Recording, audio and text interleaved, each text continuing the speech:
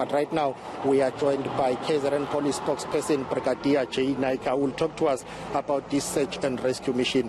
What has your team found and where to from here? Yeah, the search and rescue unit had been from the first light searching this river this morning.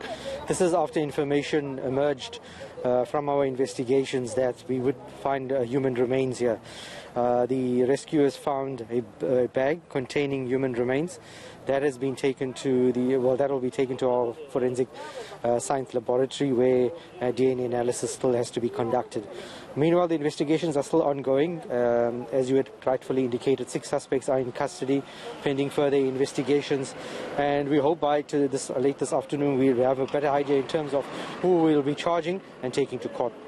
But did it have to take community anger and outrage as well as media interest? After eNCA worked on this story earlier this week, there's been some progress. The family and community members were adamant that they are not happy with the way your local police have handled this case.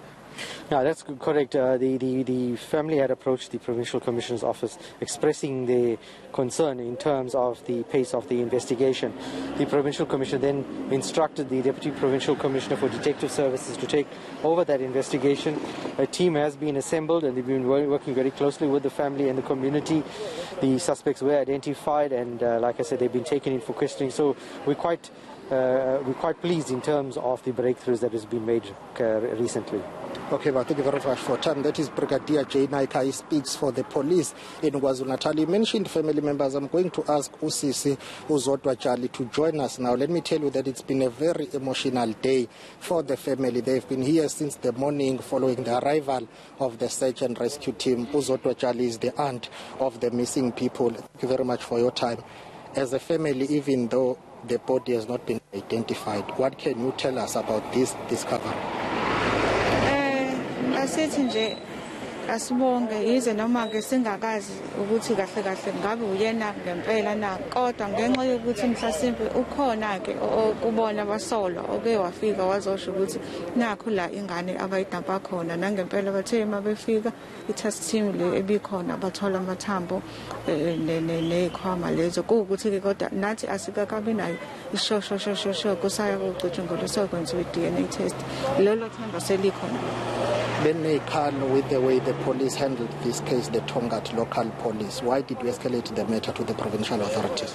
Ingoba kwenzakalanga lutho sakwahanja kwayobikwa ngolusuku lesigameko. It was 28 April last month ukuthi na ingane ilahlekile iyashawa lapha bona bathi asibuye ngakusasa ekseni uma kuukuthi asayitholi ngoba yaficakala ingane ingasasekho la yadishawela khona basitshela ukuthi asibuye ngakusasa ekseni masibuya ngakusasa basitshela ukuthi ngeke baze bavula icala lokushawa ngoba akekho umbonile shawa phela into abazoyivula icala le missing person.